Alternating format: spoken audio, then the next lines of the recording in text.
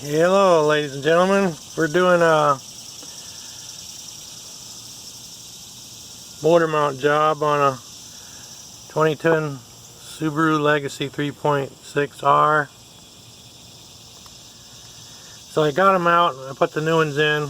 Let me summarize a few things. One thing, you notice the bellows here. Alright, this is a separate job. You don't need to take all this off. So let me go to the other side.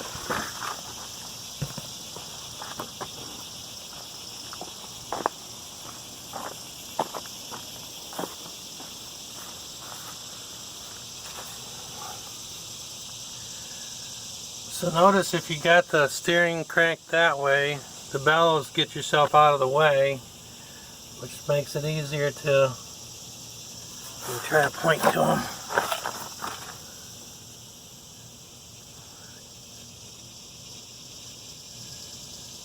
Let me get some light on the subject.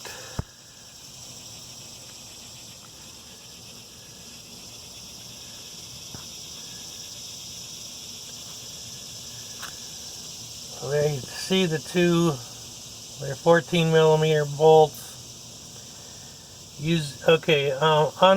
Loosen them with a conventional wrench, and then after that you can do the low torque ratchet wrench turning. Up above,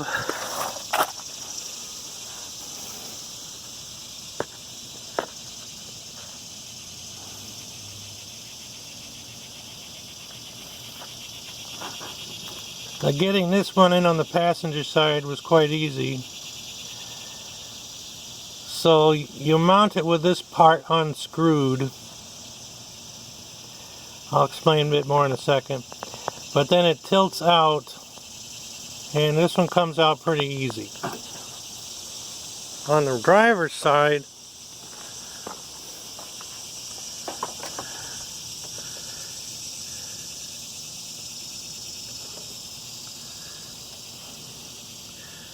there she be.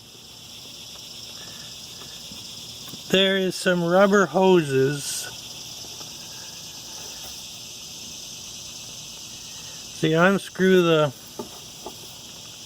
top part, and then this tilts to the side. And it kind of has to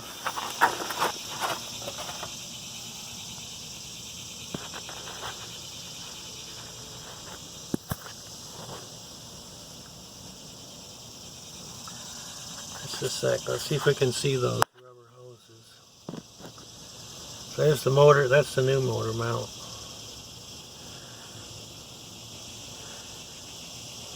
Alright. You kind of have to finagle the old one out,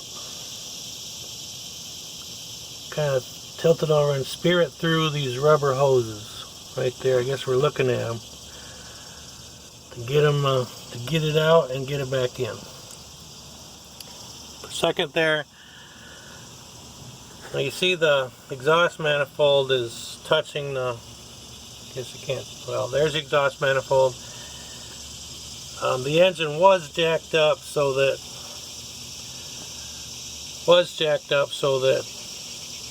the exhaust manifold was touching the frame. Right now it's been dropped a bit.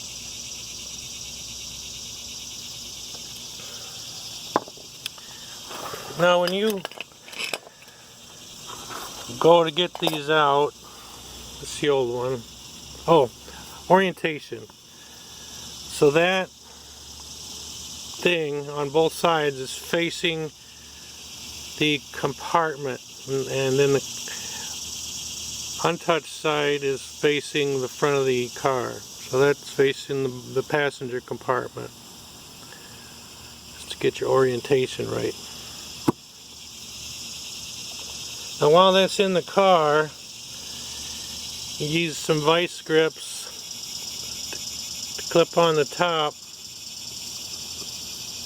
and you unscrew it out of there. I suppose you could get in there and cut it somehow if it's not coming out easy. But at least the product I bought the new ones also were able to come out. I did have to vice grip the shaft on the new ones. I vice gripped the shaft kind of where I thought the threads would not be needed.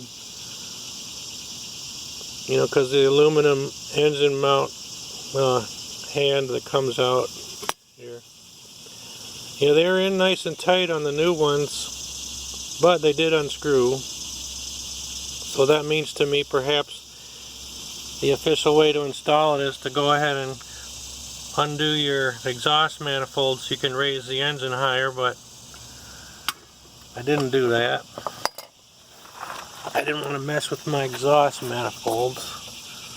I'm doing a wheel bearing job here, so that's why that's apart. Now, as I raise my engine up, notice this popped loose, so to reduce my error on your end, you may want to loosen that and unscrew it. Now, common practice is to disconnect your battery, so I guess, yeah, I'm telling you, if you're going to do this job, you probably should disconnect your battery. I mean, do what I say, not what I do. Alright, let's go and look at that center, front and center mount.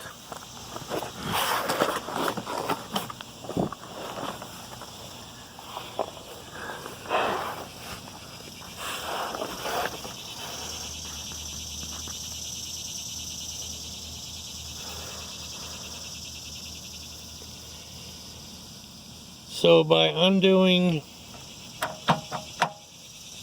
the two bolts to the engine, this piece comes loose. Also taking the rod, the bolt out that goes through. Now when the engine is all jacked up completely high to the point where the manifolds are touching on both sides. So this is with your two side-to-side mounts with the upper parts removed and the bolts taken off. Then the engine's at its highest point, that's conveniently highest without doing the exhaust manifolds. The old one with a good pull will in fact slide out between here and here. There is enough space. You don't need to, I was thinking you might need to loosen this. It does seem to be held on by two 10mm bracket bolts somewhere. Well, you don't need to take that out. Do not. For at least in my case, you did not. Now as we put the new one back in, I had to adjust so I didn't tighten the bolts completely. Now those bolts are just, you want to be realizing they're very limited space to snake that bolt. I'm trying to point to, where is it?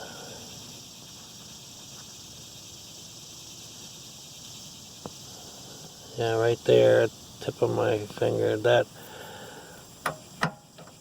bolt that holds the engine mount on is quite a pain to get back into the limited finger area. Just be aware of that. You might want to have a child mechanic handy if they can reach in there better. But finally, holding that bolt like with a cigarette and maybe having a partner wiggle this to get it into the right position. We finally got them lined up. Took about an hour. And of course, once they're in, you can go at it with a ratchet wrench. Alright, so this will slide in through there because I already fiddled with it to get the two parts lined up. This part on the engine and this part on the car frame. To get those two holes lined up so that you can put your bolt back in. Alright, I guess that's about all I got to say. I did not do the far distant transmission mount yet. I'm going to see if this solves my shake, rattle, and roll, these three up front. Okay, thanks for watching. Nice flower. Rusted brake lines.